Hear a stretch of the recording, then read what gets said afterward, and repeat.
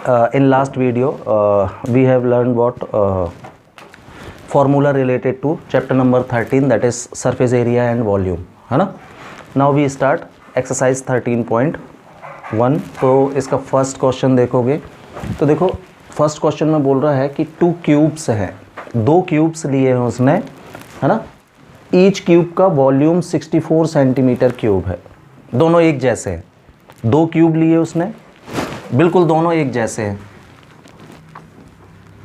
ये सपोज पहला क्यूब है,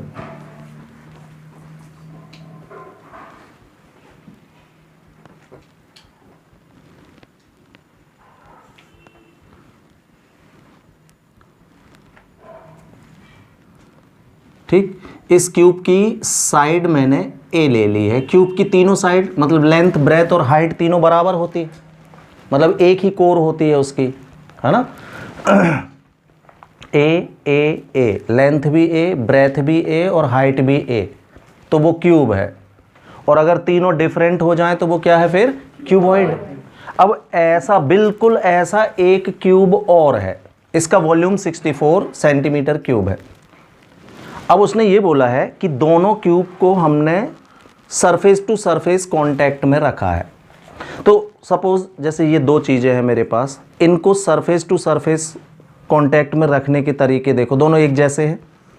तो मैं इसको एक के ऊपर एक ऐसे जमा सकता हूँ. तो अगर एक की लेंथ 5 है, हाइट इसकी ऐसे में क्या कहलाएगी? ये हाइट.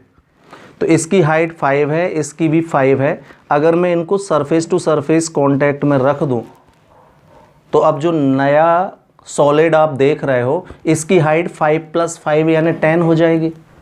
होगी कि नहीं? अब मान लीजिए, अब सरफेस टू सरफेस कांटेक्ट में रखने के कितने तरीके होते हैं. एक तो मैंने टॉप पर रख दिया फॉर एग्जांपल, दूसरे क्यूब को भी इसी के ऊपर जमा दिया मैंने ऐसा. एक तरीका ये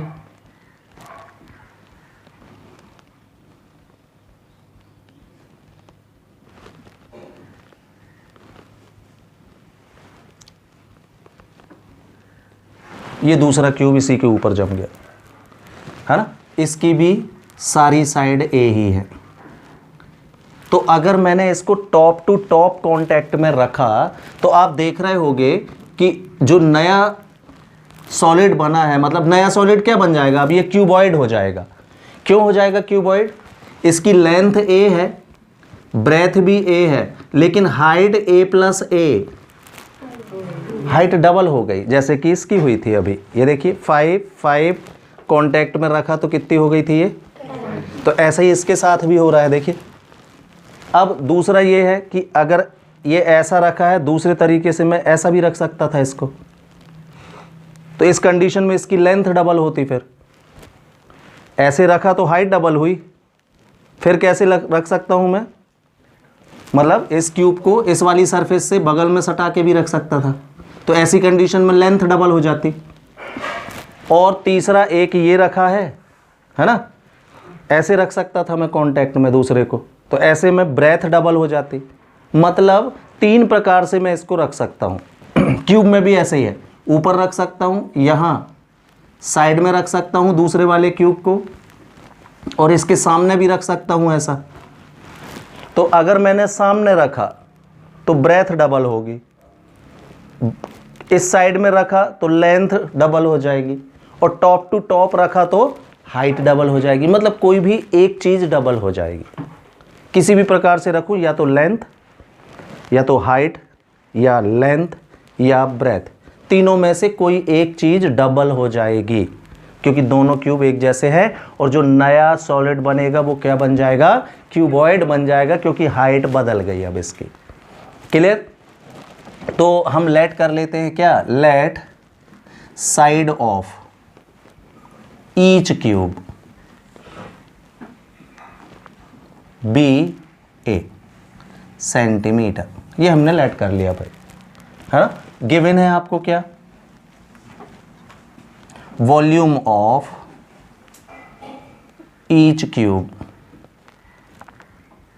ये उसने दे दिया है 64 सेंटीमीटर क्यूब. हाँ, तो volume of cube A cube होता है, और 64 को हम 4 का क्यूब लिख सकते हैं, taking cube root. Cube root take करोगे तो पावर 3 हट जाएगी, ए की वैल्यू कितनी आएगी, only 4 centimetre, right. Now by joining them surface to surface, जैसा मैंने फिगर बनाया हो उस हिसाब से हम देखें, देन ऑन ज्वाइनिंग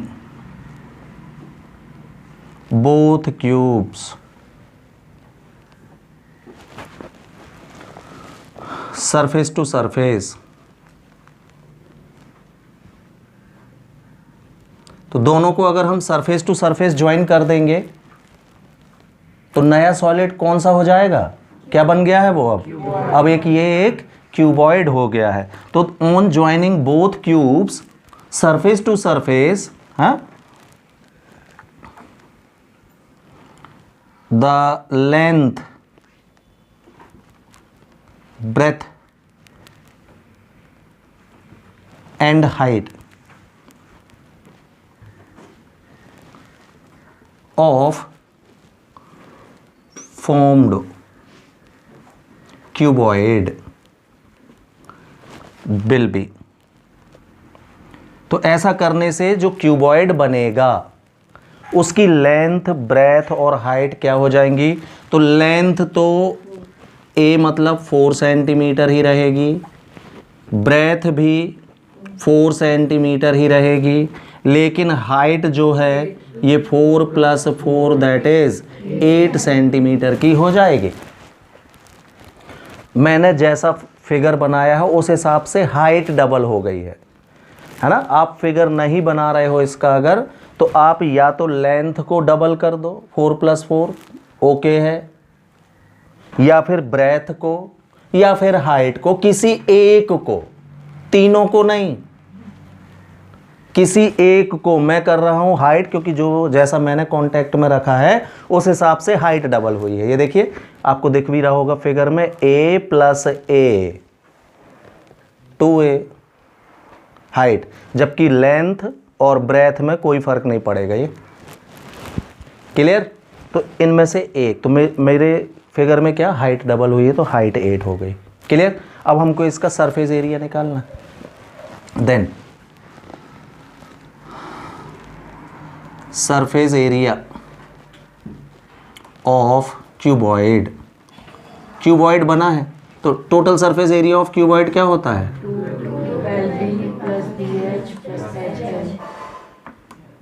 ये फॉर्मूला है 2 times of LB + BH + LH होता है। वैल्यू रख दीजिए 2, L की वैल्यू 4, B की वैल्यू भी, B की वैल्यू, हाइट की वैल्यू, लेंथ, हाइट, तो 2 टाइम्स ऑफ 4 4 जा 32 + 32 32 64 64 + 16 80 80 × 2 160 सेंटीमीटर स्क्वायर। ये total surface area of cuboid, मतलब जो सॉलिड बनेगा उसका निकला है। कोई डाउट है? तो इसमें बहुत सारे ऑप्शन है भाई आपके पास इस क्वेश्चन को करने के। फिगर में अगर ऐसा शो कर दिया तब तो हाइट ही करना, फिगर नहीं बनाया है आपने तो किसी भी एक को, चाहे लेंथ को 8 कर देना या ब्रेथ को या फिर हाइट, तो ऐसा कर सकते हो। ठीक, क्योंकि 3 प्रकार से कांटेक्ट में रखा जा सकता है 2 सॉलिड्स को। After first question we see second question. तो देखो एक वेसल है ना, जो हॉलो हेमीस्फेरिकल फॉर्म में है। तो ये हेमीस्फेयर हो गया बेस पर,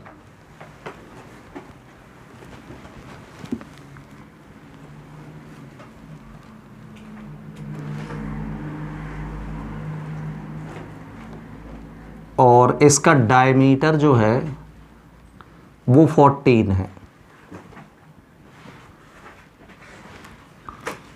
तो डायमीटर अगर 14 है तो रेडियस कितनी हो जाएगी, 7, तो ये रेडियस, ये भी रेडियस, ये 7 की हो जाएगी, चाहे यहाँ देख लो चाहे यहाँ, क्योंकि डायमीटर इसका 14 गिवन है पूरा।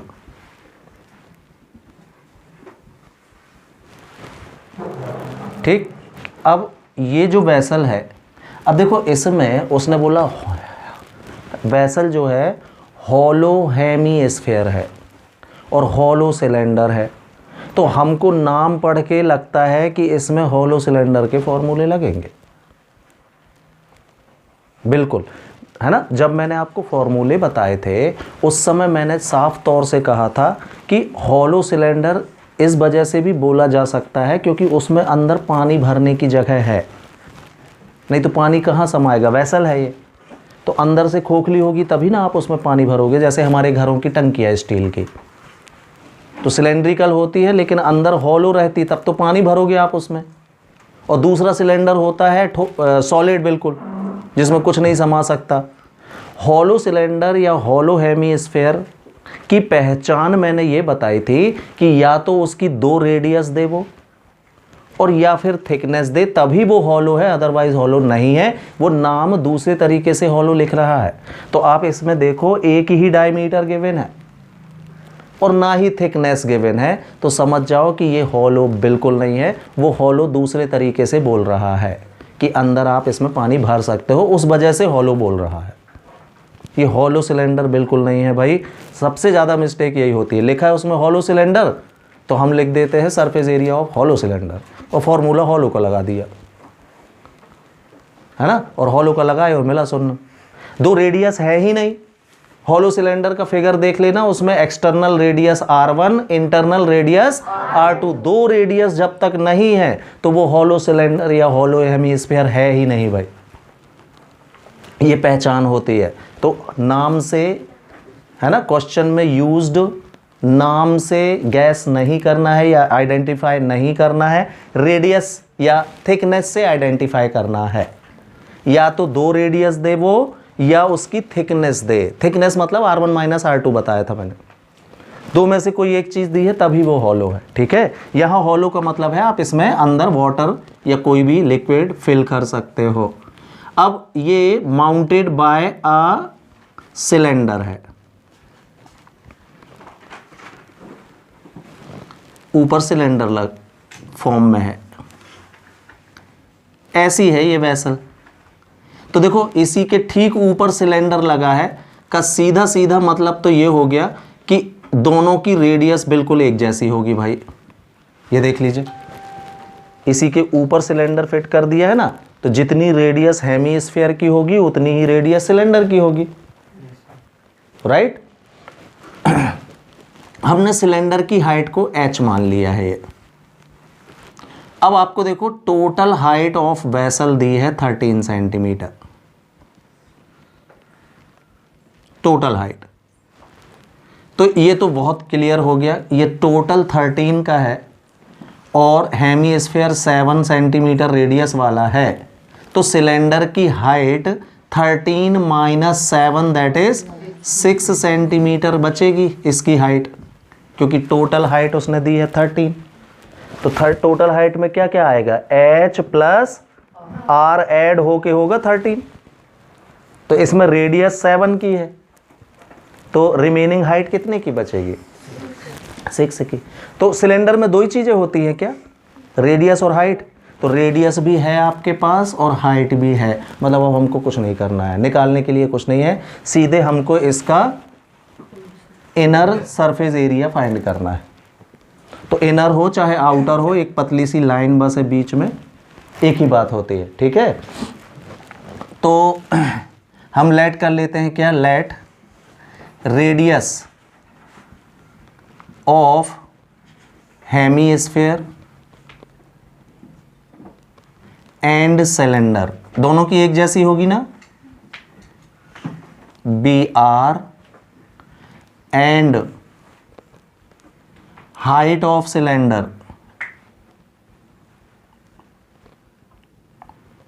BH। सबसे पहले तो ये लेट कर लिया हमने। नाउ गिवन है हमको क्या, diameter of hemisphere is given कितना 14 centimetre, diameter means 2r, double r है ना, तो r कितना हो जाएगा 7 centimetre and total height of vessel ये गिवन है कितनी 13 सेंटीमीटर, तो total height means h plus r, ये है कितनी, तो r कितना है आपके पास, ये अपन ने फिगर में भी निकाल लिए थे लेकिन सॉल्व में भी निकालना है, 13 माइनस 7 6 सेंटीमीटर, तो ये अपन को हाइट ऑफ सिलेंडर भी पता चल गया। ठीक है, देन क्या बनेगा logical formula, surface area of, inner बोला है तो आप भी इनर लिख लो, inner surface area of vessel, ये फाइंड करना है। तो देखिए कैसे निकलेगा, ये कर्व एरिया सिलेंडर का और कर्व एरिया किसका, हेमीस्फीयर का, हम ऐड कर देंगे तो टोटल एरिया निकल आएगा इसका। आप आउटर से देख लो तो भी और इसको इनर से देखोगे तो भी वही शेप बनेगा, कोई बात नहीं है उसमें। अंदर से कोई चीज़ खोखली है तो आप बाहर से ऐसा देख लो चाहे अंदर से ऐसा देख लो, एक जैसा ही तो होगा। एक पतले मेटल का बस फर्क होता है। ठीक है, तो क्या बना logical formula, inner surface area of vessel is equal to curve surface area of cylinder plus curve surface area of hemisphere.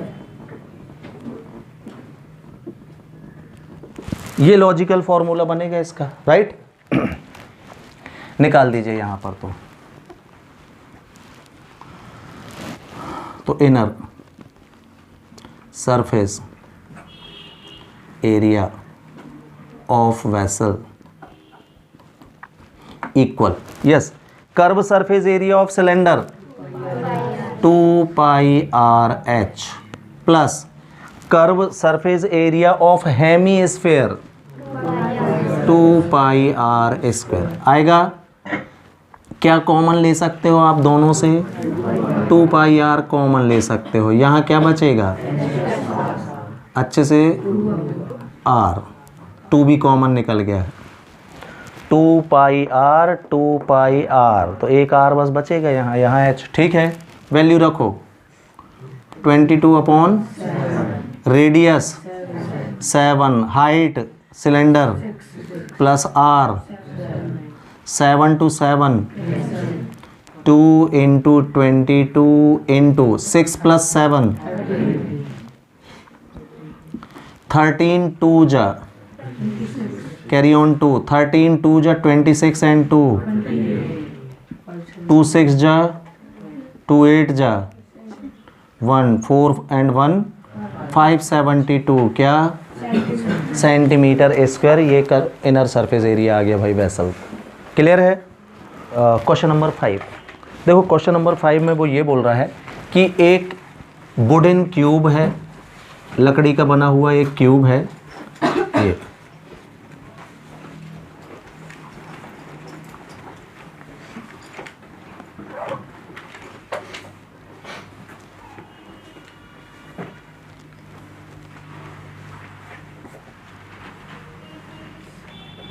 तो क्यूब मतलब समझ गए होगे आपकी, एक ही साइड होगी इसकी, लेंथ ब्रेथ और हाइट कैसी होंगी, एकदम इक्वल होंगी, राइट। ये लकड़ी का एक क्यूब है, उसने क्या किया है कि इसकी एक फेस पर, फेस 6 फेसेस होती हैं क्यूब की, तो अपन टॉप वाली फेस ही देख लेते हैं। टॉप वाली फेस पर ऐसा हेमीस्फीयर की कैविटी काट के निकाल ली है उसने, कि कैविटी मतलब अंदर से ऐसा काटा है हेमीस्फीयर ऐसे।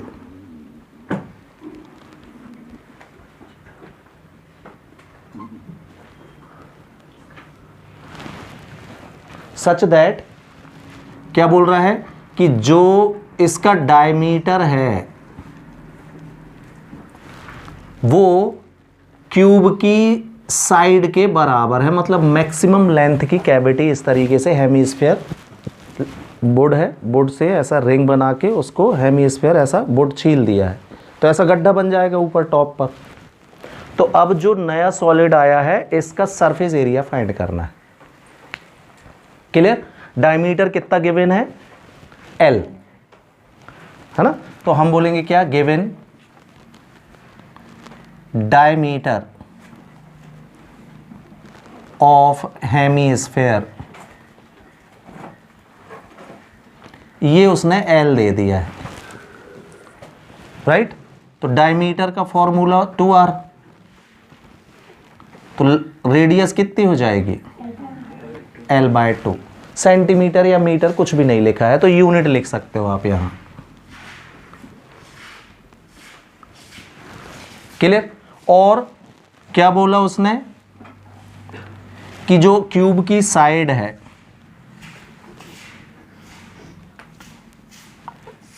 ये भी डायमीटर के बराबर है,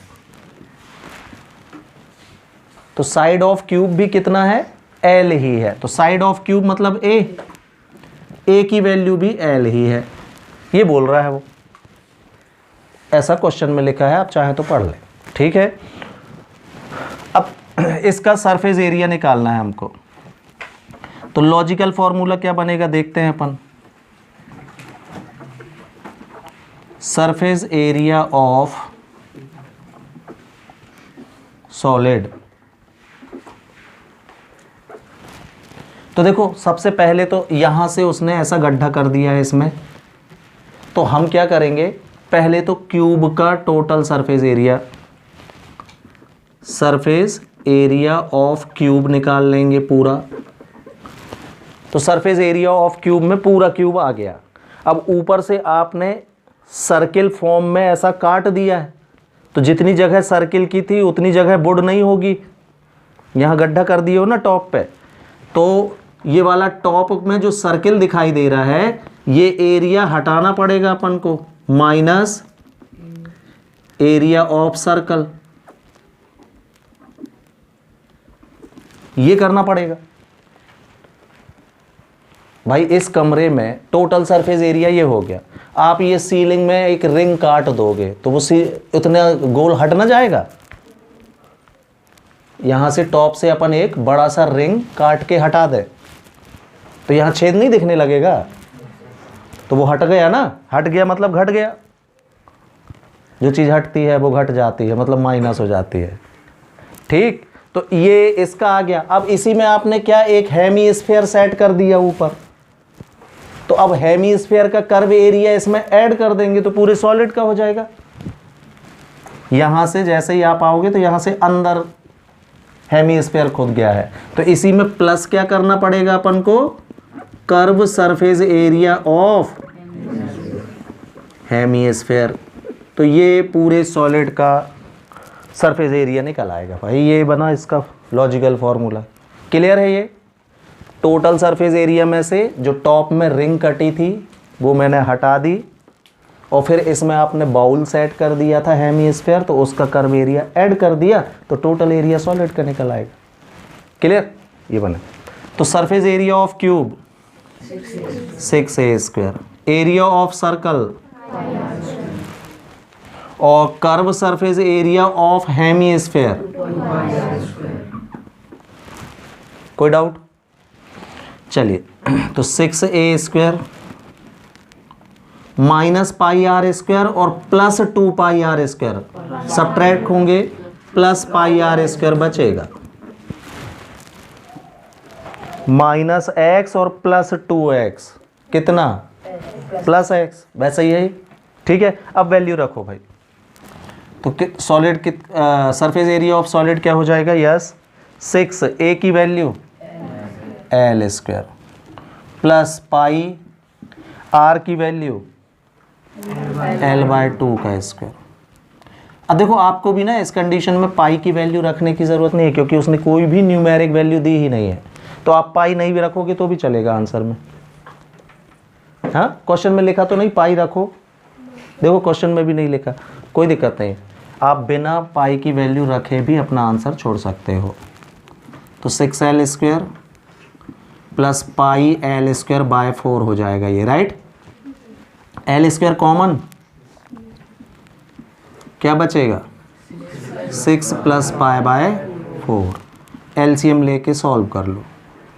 4 24 प्लस पाई बाय 4, क्या स्क्वायर यूनिट लिख देना आंसर में, ना तो उसने यूनिट दी है और ना ही कोई वैल्यू दी है, तो हम भी अपना आंसर पाई के फॉर्म में ही छोड़ देंगे। After that see question number 6 है ना। क्वेश्चन नंबर 6 में देखो तो एक मेडिसिन कैप्सूल है, मेडिसिन में जो कैप्सूल आते हैं ना उसकी बात कर रहा है। तो मेडिसिन ये कैसा है, सिलेंड्रिकल शेप में है,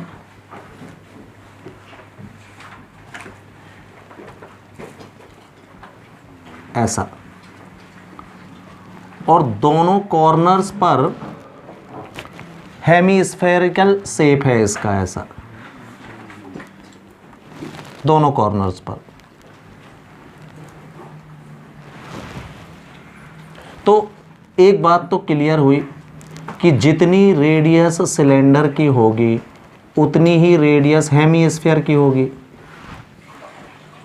सिलेंडर के ऊपर ही यहाँ हेमीस्फीयर लगा है, तो दोनों की रेडियस एक जैसी नहीं होंगी। ये देख लीजिए, ये रेडियस किसकी, सिलेंडर की, तो यही रेडियस तो इसकी भी कहलाई ना, हेमीस्फीयर की भी है।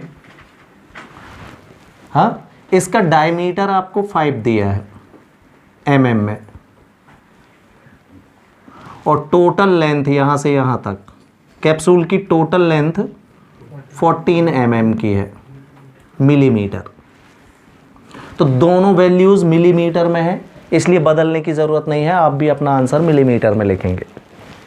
ठीक, तो अब देखो भाई, अगर इसका डायमीटर 5 है तो रेडियस 2.5 की हो जाएगी दोनों।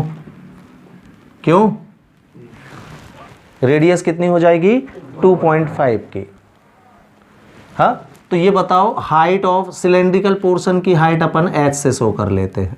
ये तो 2.5 2.5 टोटल 5, 14 में से 5 माइनस कर देंगे तो सिलेंडर की हाइट 9 mm मिल जाएगी हमको।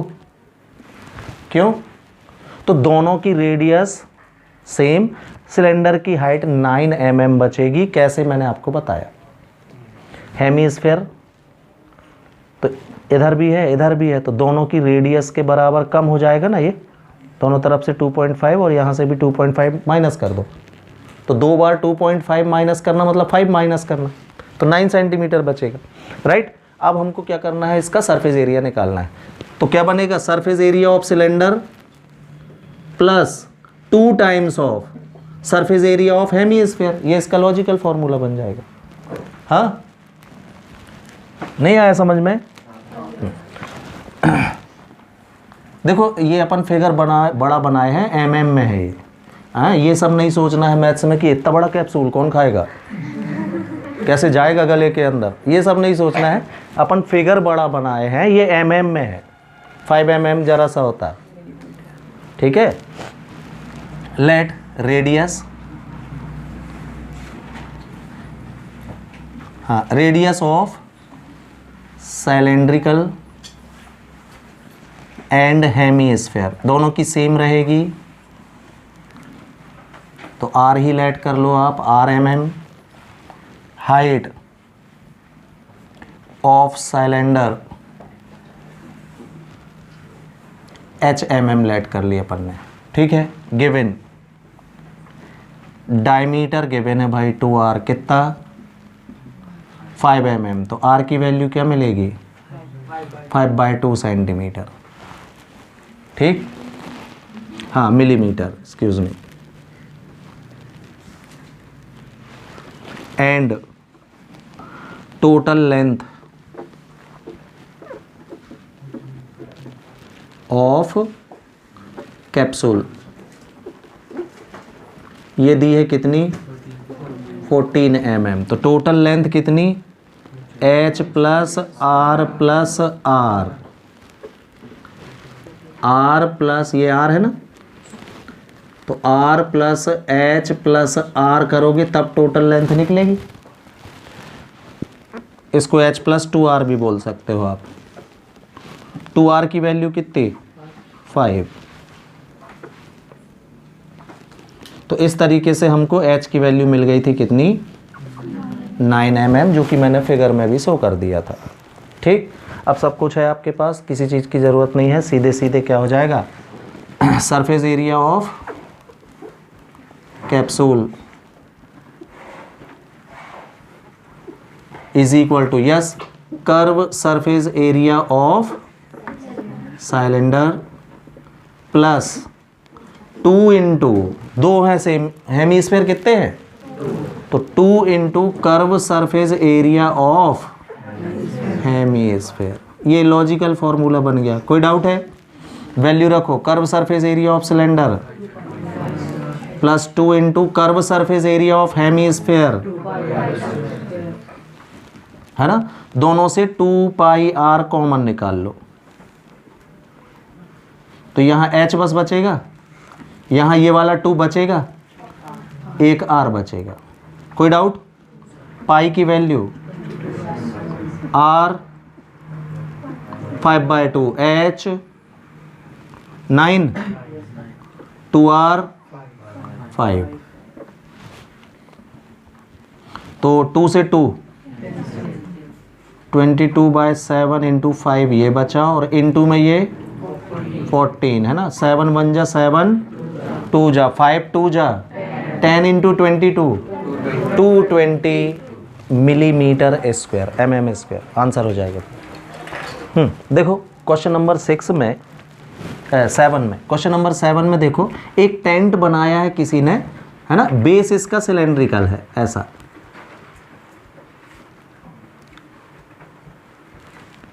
तो बेस का डायमीटर वो बोल रहा है 4 है मीटर का, और टेंट 1 मीटर है सिलेंडर की। अब टेंट बनाना है तो ऊपर इसका शेप कोनिकल है, ऐसा टेंट है ये। तो एक चीज तो क्लियर दिख रही होगी आपको, हाइट सिलेंडर की h, रेडियस जो सिलेंडर की होगी वही कोन की होगी, एक जैसी होंगी, क्योंकि सिलेंडर के ऊपर ही कोन रख दिया है उसने, राइट। इसकी स्लांट हाइट भी उसने दे दी है 2.8 मीटर। हाँ, तो इसमें जो कपड़ा लगेगा वो ₹500 पर मीटर स्क्वायर कपड़े की कॉस्ट दी है। 500 रुपये का 1 मीटर कपड़ा आता है इस टेंट को बनाने वाला। तो वो बोल रहा है इस टेंट को बनाने में टोटल कॉस्ट कितनी लगेगी। तो सबसे पहले तो ये देखो आप कि कपड़ा, जब हम टेंट बनाएंगे तो कपड़ा कहाँ कहाँ लगाओगे आप। सिलेंडर के कर्व एरिया में कपड़ा लगेगा, हाँ, और कोन के कर्व एरिया में कपड़ा लगेगा।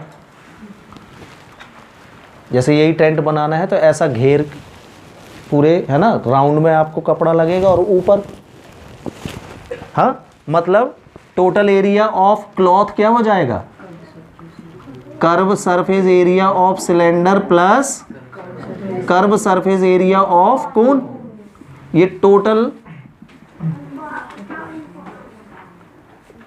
एरिया ऑफ क्लॉथ ये निकल आएगा। कोई डाउट?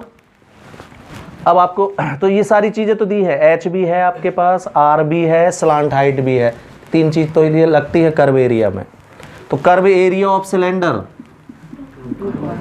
और कर्व एरिया ऑफ कोन सारी वैल्यूज है, L 2.8, H 2.1, डायमीटर 4 है तो रेडियस 2 हो जाएगी। क्यों?